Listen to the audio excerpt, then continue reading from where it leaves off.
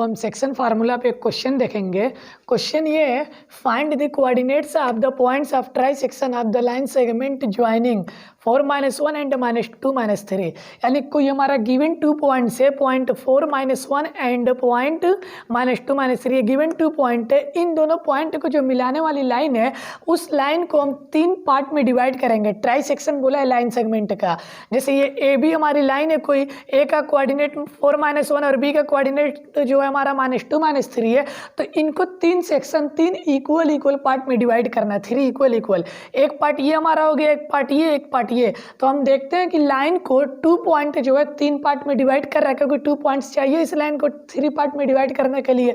लेकिन कह रहा है कि तीनों पार्ट्स इक्वल होने चाहिए, तो ये इक्वल हमारा रहेगा। पॉइंट पी और क्यू यहाँ पे है। तो हमें क्या क्वेश्चन में फाइंड करना है, इसी पॉइंट पी और क्यू के कोऑर्डिनेट्स फाइंड करने हैं, जो इन दोनों पॉइंट को मिलाने वाली लाइन को 3 इक्वल पार्ट्स में मीन्स ट्राइसेक्शन में डिवाइड करे। ठीक, तो ऐसे क्वेश्चन आते हैं तो हमें कैसे फाइंड करना है। कभी कभी क्वेश्चन यहाँ पे ट्राइसेक्शन दिया मीन्स 3 पार्ट से दिया है, कभी कभी क्वेश्चन ऐसे भी देता है कि 4 इक्वल पार्ट से में।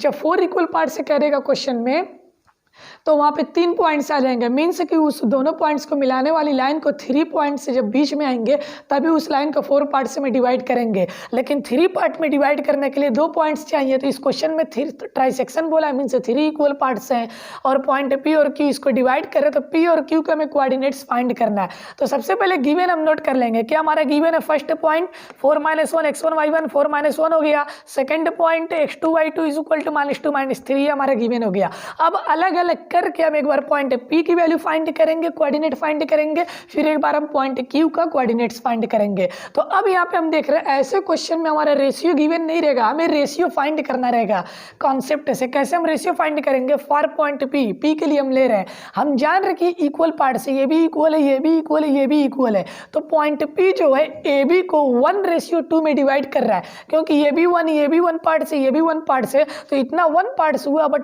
पी से बी तक हम देख रहे इतना 2 पार्ट्स हुआ। तो so we can say that point P divides A B in the ratio 1:2। Means इतना 1 पार्ट और इतना 2 पार्ट्स। हम क्यू को भूल जाएंगे, यहाँ पे क्यू को निगलेक्ट कर देना है, क्योंकि हम बस पी के लिए देख रहे हैं। तो for point P we can write m1:m2 is equal to 1:2। Means यहाँ से और पी से बी तक का रेशियो 2 है और यहाँ से यहाँ तक का 1 है। तो m1:m2 फॉर पॉइंट पी के लिए ओनली है। तो अब इसके बाद ये x1 y1 x2 y2 तो यही हमारा रहेगा, लेकिन फॉर पॉइंट पी के लिए m1 m2 क्या हो जाएगा, 1 2 हो जाएगा। सो अब हम x निकालेंगे और y निकालेंगे using section formula. x is equal to m1 x2 plus m2 x1 divided by m1 plus m2, ये हमारा फार्मूला होता है। हम देख रहे हैं m1 की जगह 1 है, मल्टीप्लाई बाई x2 की वैल्यू हमारी -2 है, मल्टीप्लाई बाई -2 प्लस है प्लस m2 की जगह हम देख रहे हैं 2 है, 2 मल्टीप्लाई बाई x1 की जगह 4 है, multiply by 4 divided by m1 plus m2 that is 1 + 2 that is 3 हो जाएगा, इज इक्वल टू 2 1 जाए 2 -2 प्लस 4 2 जाए 8 हो जाएगा, डिवाइडेड बाई 2 1 3। अब 8 में से 2 माइनस होगा तो 6 बचेगा, और 6 में 3 से डिवाइड करेंगे तो हमारा 2 आएगा, तो x की वैल्यू आ गई। अब similarly we can find the y using section formula. y is equal to m1 y2 plus m2 y1 divided by m1 plus m2 is equal to m1 की वैल्यू हमारी 1 है, 1 मल्टीप्लाई बाई -3, क्यों y2 की value हम देख रहे हैं -3 है, प्लस m2 की वैल्यू 2 है, तो यहाँ पे 2 हो गया, यहाँ m2 की जगह 2 हो गया, मल्टीप्लाई बाई y1 की वैल्यू -1 अब यहाँ हम देख रहे हैं -3 1 जाए -3 -1 2 जाए -2 हो जाएगा, डिवाइडेड बाई 2 1 3 हो जाएगा, इज इक्वल टू ये -5/3 y की वैल्यू आ गई, x और y की वैल्यू आ गई, x की वैल्यू 2, y की वैल्यू -5/3।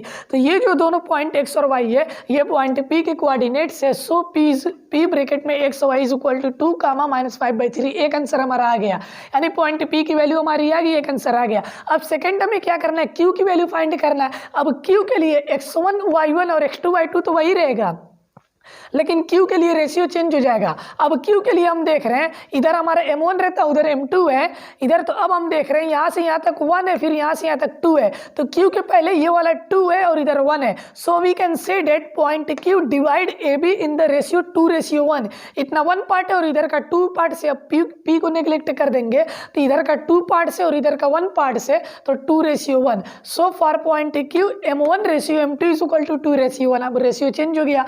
अब हम पॉइंट क्यू के लिए फार्मूला यूज करेंगे, x is equal to m1 x2 plus m2 x1 divided by m1 plus m2। अब m1 की जगह 2 पुट करेंगे, 2 मल्टीप्लाई बाई x2 की वैल्यू हम देख रहे हैं -2 है, तो 2 मल्टीप्लाई बाई -2 प्लस m2 की वैल्यू 1 है, मल्टीप्लाई बाई x1 की वैल्यू 4 है, तो मल्टीप्लाई बाई 4 हो जाएगा, divided by m1 plus m2 that is 1 plus 2, 2 2 जा 4 -4 4 1 जा 4 -4 प्लस 4 डिवाइडेड बाई 3। अब 4 में से 4 माइनस होगा तो 0 आएगा, 0 डिवाइडेड बाई 3 डेट इज 0, यानी x की वैल्यू 0 आ गई। अब हम y की वैल्यू फाइंड करेंगे, y is equal to m1 y2 plus m2 y1 divided by m1 plus m2, ये हमारा फार्मूला है।